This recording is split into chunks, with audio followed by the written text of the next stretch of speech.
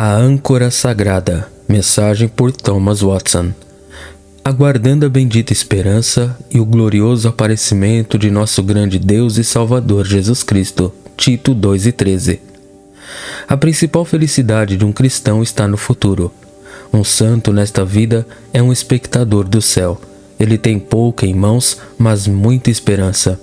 Assim diz o texto, procurando aquela bendita esperança. Há o suficiente para nos fazer respirar atrás dessa esperança, se olharmos interna ou externamente. Internamente, se voltarmos nossos olhos para dentro e contemplarmos nossos pecados. Isso fez o próprio Paulo gritar: miserável homem que eu sou. Romanos 7:24. Um cristão tem dois homens dentro dele, carne e espírito. Isso pode fazê-lo procurar aquela bendita esperança quando ele for desembaraçado de seus pecados e for como os anjos de Deus. Se olharmos externamente, se lançarmos nossos olhos para o exterior, o mundo será apenas nossa casa de peregrinação. É um palco em que a vaidade e a irritação desempenham seu papel e a cena raramente se altera. Levanta-te e parte, porque este não é o teu descanso, porque está poluído. Miqueias 2:10. Tudo o que considerado pode nos fazer olhar para aquela bendita esperança e o aparecimento da glória do grande Deus e nosso Salvador Jesus Cristo. Em quais palavras há o ato, o olhar e o objeto que é estabelecido enfaticamente aquela bendita esperança e especificamente a gloriosa aparição do grande Deus? Começo com o primeiro, o ato de olhar. Há um triplo olhar. Primeiro, há um olhar com desejo, como o servo esperava o ano do jubileu e da libertação, Levítico 25:40, ou como a noiva espera o dia do casamento. Agora é um tempo de ausência de nosso esposo Cristo, portanto, estamos vestidos de luto e penduramos nossas harpas nos salgueiros. Mas como cônjuge deseja o dia do casamento, quando as núpcias serão solenizadas. Nesse casamento, a água se transformará em vinho. Como a alma piedosa clama em uma santa pontada de desejo: até quando, Senhor? É o desejo de toda a igreja: vem, Senhor Jesus, vem depressa. Apocalipse 22:17. Segundo, há um olhar com alegria. Romanos 5:2, regozijamo-nos na esperança da glória de Deus. Há terror no olhar de um pecador, é um chamado de terrível espera de julgamento. Hebreus 10:27. Um homem endividado procura a cada hora que o sargento prenderá, mas o olhar do santo é um olhar alegre, como um homem procura por um amigo ou por alguém que lhe pague uma grande quantia em dinheiro. Então Moisés olhou com alegria para a recompensa da recompensa. Hebreus 11:26. Terceiro, há um olhar com paciência, como um homem lança sua semente na terra e olha com paciência até que a colheita brote. Tiago 5:7. Considere os lavradores que esperam ansiosamente pelas chuvas no outono e na primavera. Eles esperam pacientemente que a preciosa colheita amadureça. Você também deve ser paciente. E tenha coragem, pois a vinda do Senhor está perto, tanto para o ato, olhando. O segundo é o objeto, aquela bendita esperança, onde devemos considerar o que é a esperança e o que um cristão espera. O que é a esperança? Eu respondo: a esperança é uma graça sobrenatural plantada no coração pelo Espírito de Deus, pela qual um cristão é vivificado para a expectativa daquelas coisas que são apresentadas na promessa. Romanos 8:25. Se esperamos o que não vemos, com paciência o esperamos. Tomás de Aquino descreve a esperança assim: a esperança diz respeito a um bem difícil de alcançar, localizado no futuro e aberto a ser conquistado. A esperança está preocupada com um bem. Parece algo bom, por isso difere do medo. O medo olha para o mal, a esperança para o bem. A esperança está preocupada com um bem futuro. Parece que algo de bom está por vir, por isso difere da alegria. A alegria se exerce sobre algo presente, a esperança sobre algo futuro. A esperança se preocupa com um bem difícil de alcançar. Ele olha para algum bem que é difícil de alcançar, então a esperança difere do desejo. O desejo é fraco e transitório, logo acabou. A esperança é resoluta e fixa. Ela luta com as dificuldades e não desiste até que tenha o que se espera. A esperança diz respeito a um bem que está aberto para ser conquistado. Ele olha para algum bem que é viável e que existe possibilidade de obtenção. Então a esperança difere do desespero. O desespero olha as coisas com óculos escuros e dá tudo como perdido. A esperança é como a rolha da rede, que evita que o coração se afunde no desespero. Assim você viu o que é a esperança. Pergunta: como a esperança difere da fé? Resposta: essas duas graças, fé e esperança, são tão semelhantes que foram tomadas uma pela outra. Há uma afinidade tão próxima entre elas que, como disse Lutero, é difícil encontrar uma diferença. Mas, embora sejam colocadas juntas como as duas asas dos querubins no propiciatório, elas não são as mesmas. De fato, em algumas coisas, a fé e a esperança concordam. Ambas se alimentam da promessa. Ambas ajudam a sustentar a alma em apuros. A fé e a esperança são como duas boias colocadas sob um cristão que o impedem de afundar nas águas da aflição. Ambas as graças, como água medicinal, confortam a alma desmaiada. Há alegria em crer, Romanos 15:13, e regozijando-se na esperança, Romanos 5:2. Fé e esperança, como aqueles dois tubos de ouro, Zacarias 4:12, esvaziam seu óleo dourado de alegria em um cristão. Mas fé e esperança diferem em ordem e prioridade. A fé precede a esperança. A fé é a graça-mãe. A fé é a base das coisas que se esperam. Hebreus 11:1. As promessas são preciosas. Elas são como a arca que continha o maná.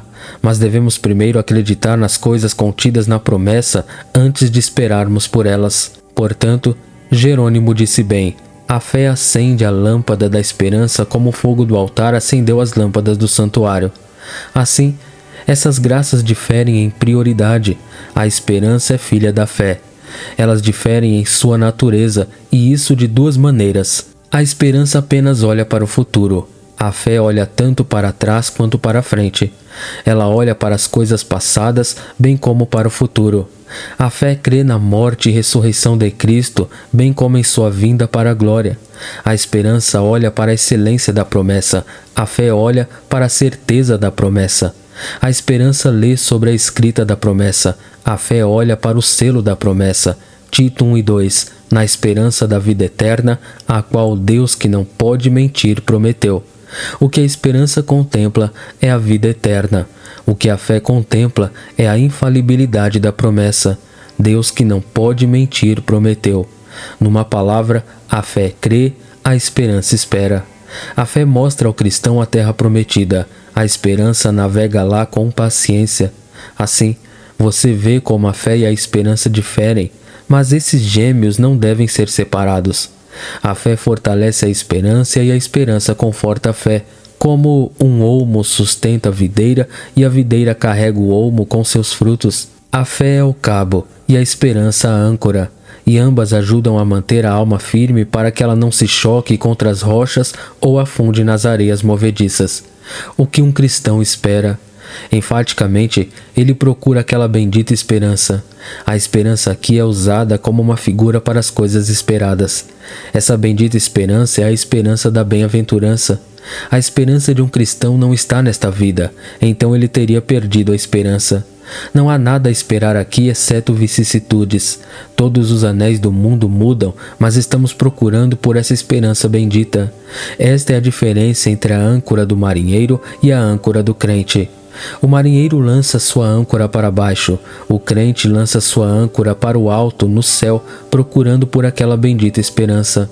O crente é um rico herdeiro, Hebreus 6,17, e ele espera até que a coroa real seja colocada em sua cabeça. De acordo com nossa lei comum, existem dois tipos de freeholds. Há um freehold na escritura e um freehold na lei. Um domínio livre na ação é quando um homem fez uma entrada em terras e cortiços e realmente os apreendeu. Uma propriedade livre na lei é quando um homem tem direito às terras, mas ainda não fez a entrada real nelas. O céu é um domínio livre do crente na lei. Ele tem direito a isso. É prometido pelo Pai, é comprado pelo Filho, é assegurado a Ele pelo Espírito Santo. Não tem o domínio de fato, mas espera o lazer de Deus e procura aquela esperança bendita até que chegue a hora em que ele realmente entrará na posse da herança.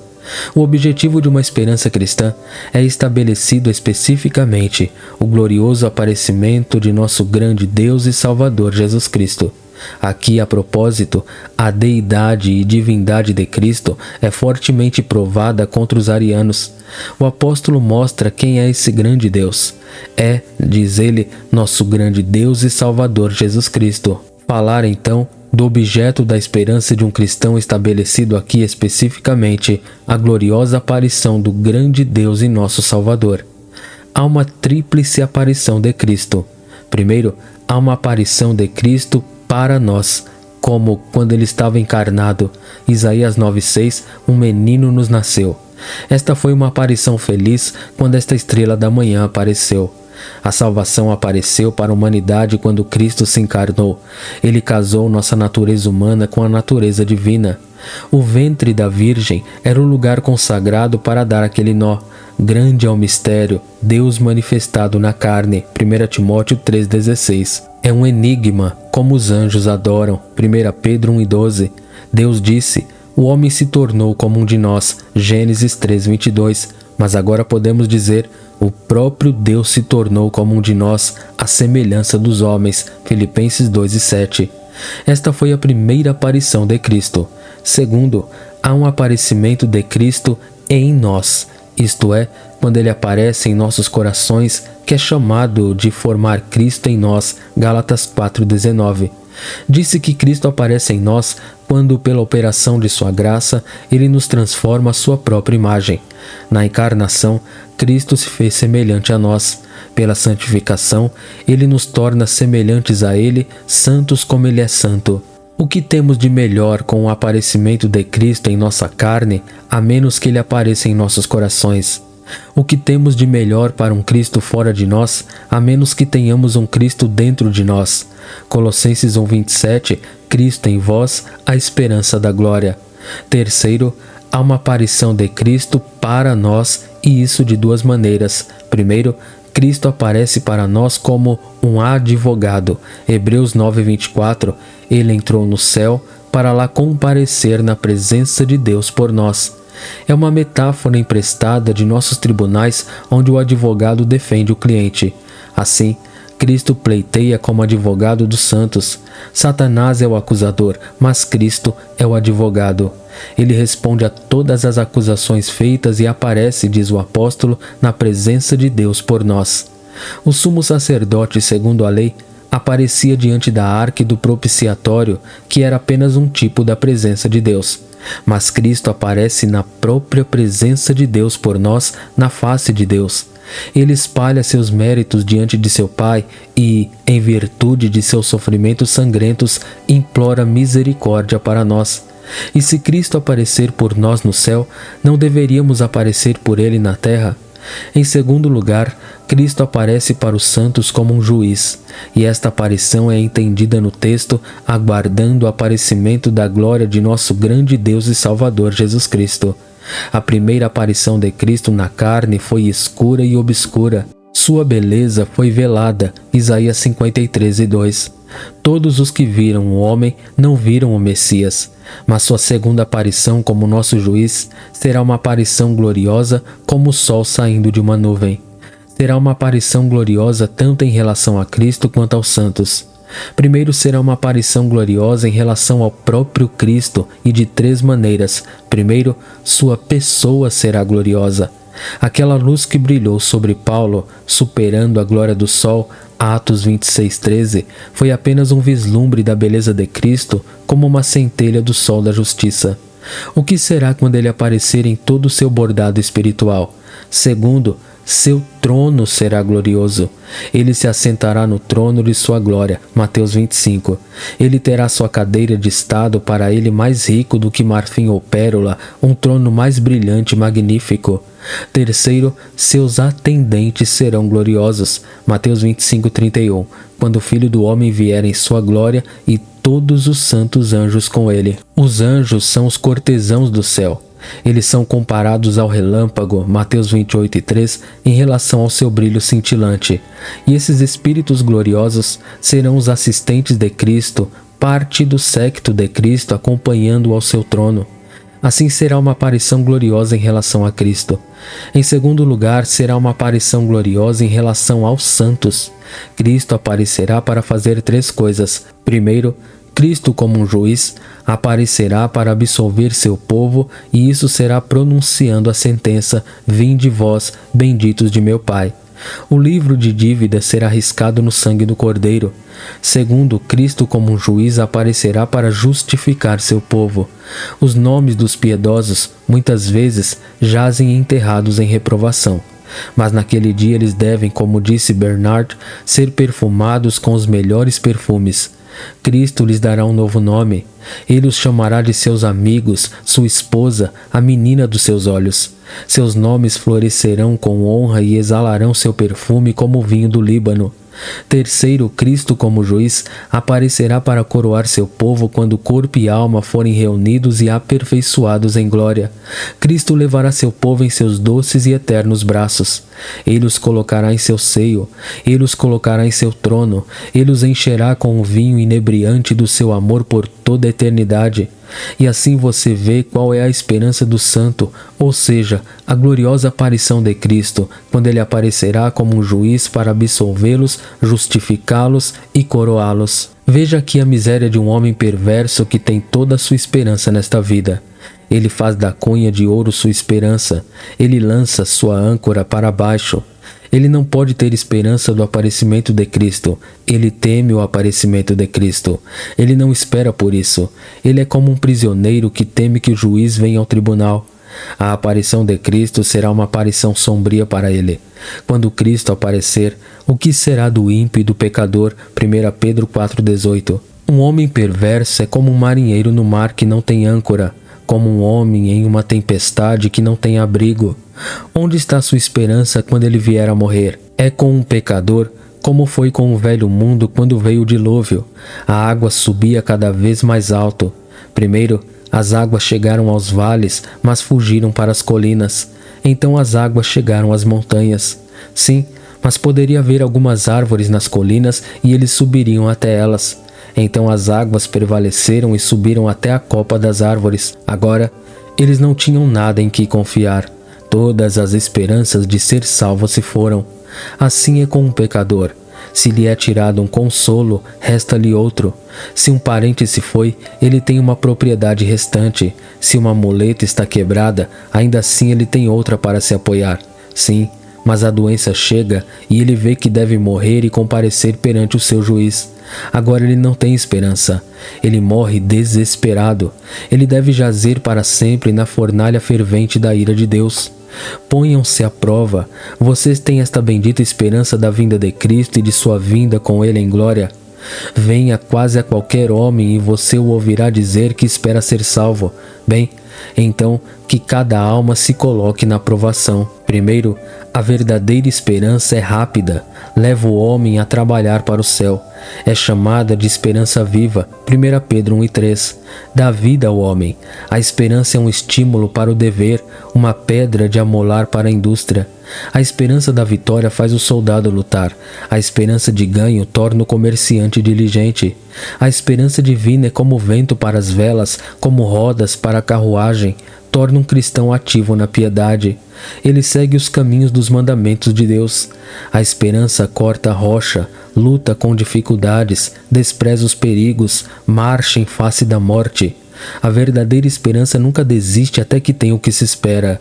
Aquele que tem esperança divina terá Cristo, ainda que seja na fornalha. Ele professará a verdade, embora a próxima palavra seja cristãos aos leões. Os romanos, como observa Tertuliano, suportariam todos os tipos de dificuldades. Eles lutariam contra o frio e a fome e correriam o risco de finalmente serem cônsules, o que era uma honra, mas por um ano. Oh, então, que esforço sofrerá aquele que tem esperanças no céu, onde será coroado com uma guirlanda de glória para sempre. Aquele homem diz que sua esperança está em Deus, que fica ocioso o dia todo. Provérbios 19:24. Há um desejo fraco nos hipócritas. Eles gostariam de ser salvos, mas ficam quietos e não fazem nada.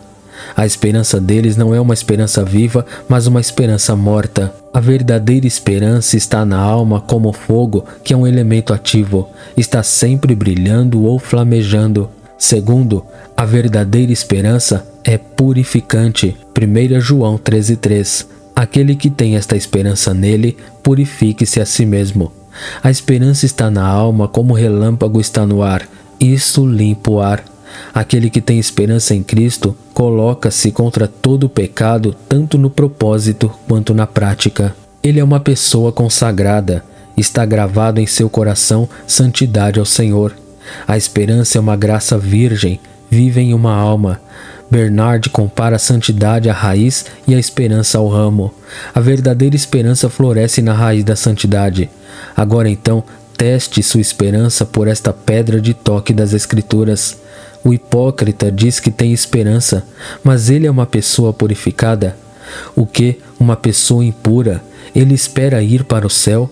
Nada entra lá que contamina. Apocalipse 21:27. O que? Um bêbado e ele espera ser salvo?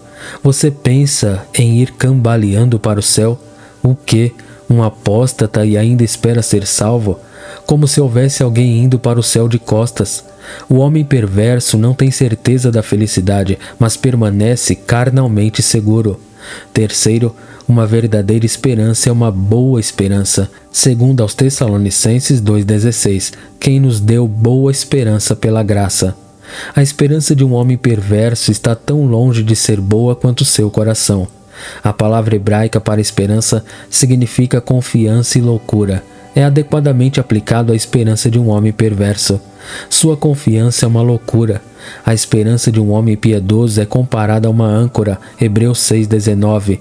A esperança de um homem perverso é comparada a uma teia de aranha, Jó 8,14.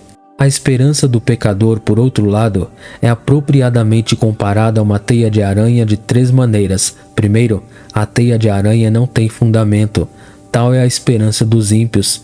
É uma coisa agradável, mas não tem nada sólido para descansar. A esperança de um homem piedoso é construída sobre uma base dupla. A esperança de um homem piedoso é construída sobre a palavra de Deus. Salmo 130, verso 5. Na sua palavra espero. A palavra diz: deixe o pecador abandonar seus caminhos, e o Senhor perdoará abundantemente.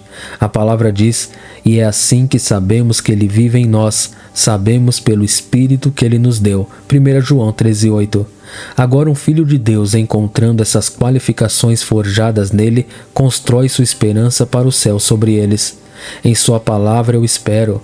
A esperança de um homem piedoso é construída sobre a experiência bíblica. Romanos 5,4. A experiência produz esperança. Um crente pode trazer um catálogo de experiências. Salmo 119, verso 65. Tu fizeste bem ao teu servo.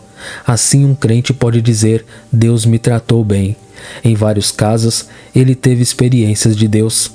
Quando seus pecados e tentações foram fortes, Deus entrou com forças auxiliares e sua graça foi suficiente. Quando seu coração estava afundando sob o medo, Deus o ergueu das areias movediças e ergueu sua cabeça das águas profundas. Salmo 3, verso 3. Tu és um escudo ao meu redor, ó Senhor. Tu me dás glória e levantas minha cabeça. Quando seu coração estava morto no dever, o Espírito de Deus afinava docemente sua alma, e agora ele faz melodia em seu coração ao Senhor. Efésios 5,19.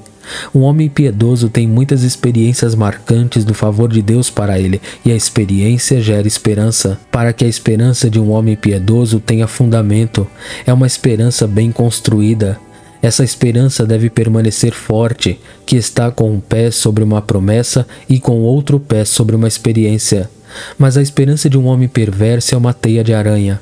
Ele não tem nada em que fundamentar sua esperança. Sua esperança é uma impostura, um sonho dourado. Isaías 29:8.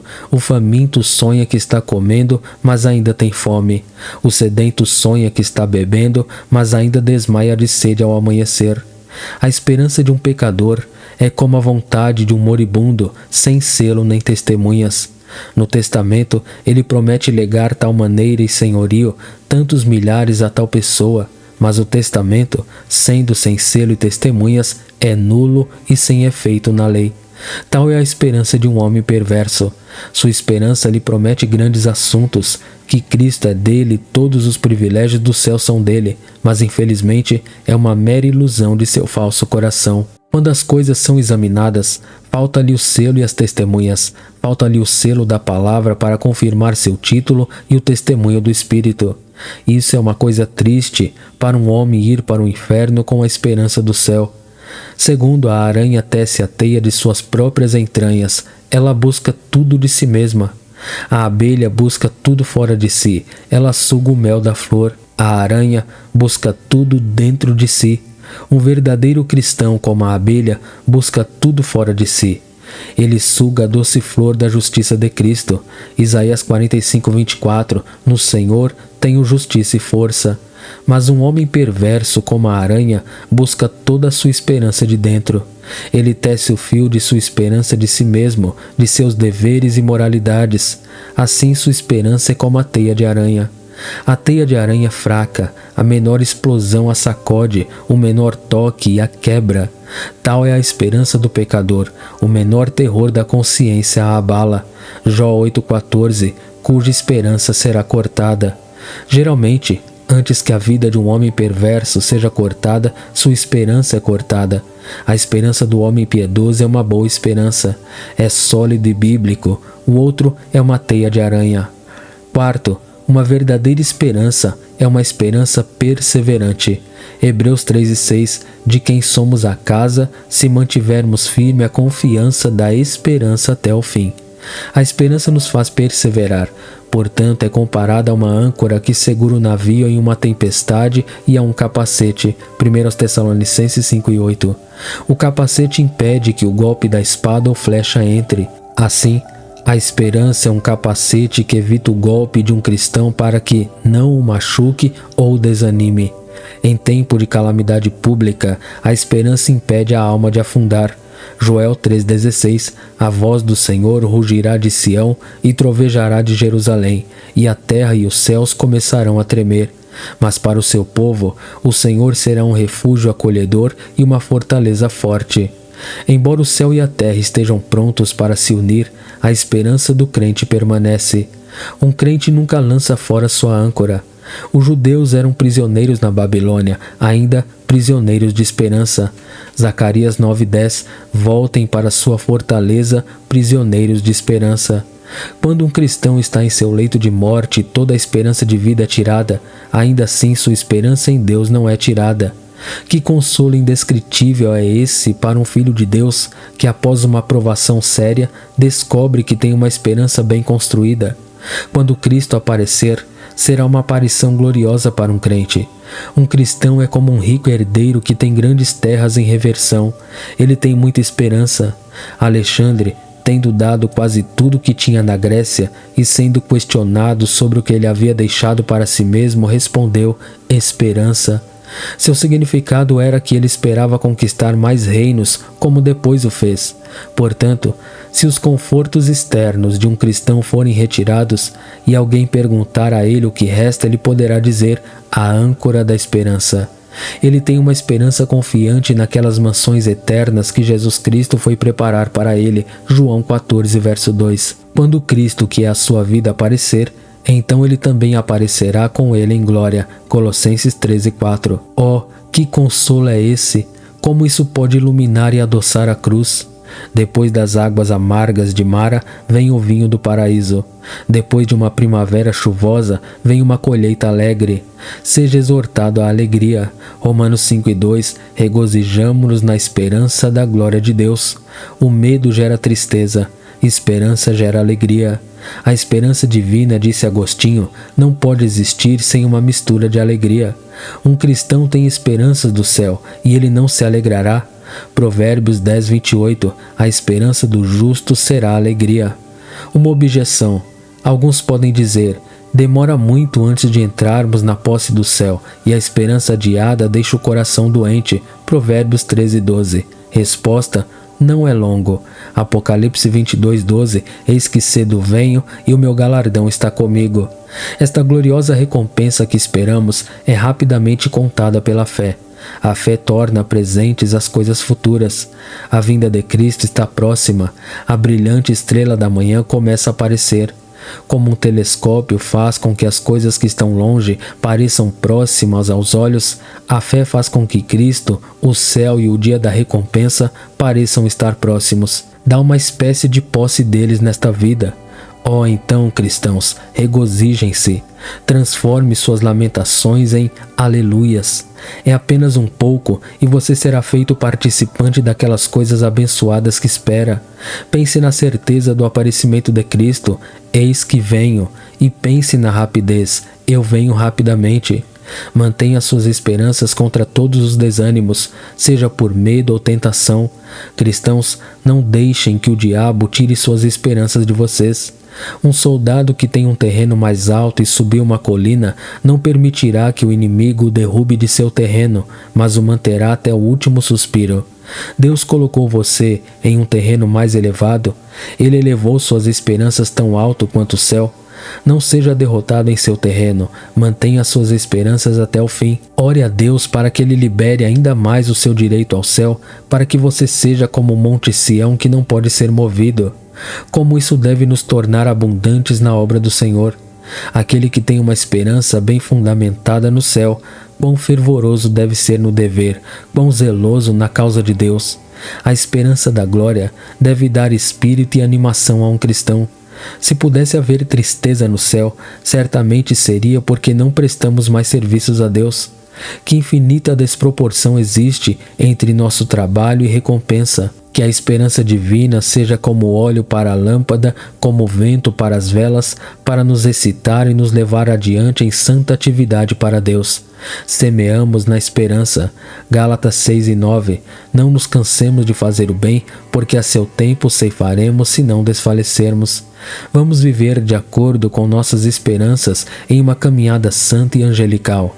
Aqueles que têm o céu em suas esperanças devem ter o céu em suas vidas. Andemos segundo aquele padrão de ouro que Cristo nos deixou. Aquele que diz que permanece nele deve andar como ele andou. 1 João 2:6. Assim como esperamos ter a morte de Cristo para a nossa justificação, devemos ter sua vida para a nossa imitação. Concluirei com Filipenses 1:27. Portai-vos de modo digno do Evangelho de Cristo. Amém.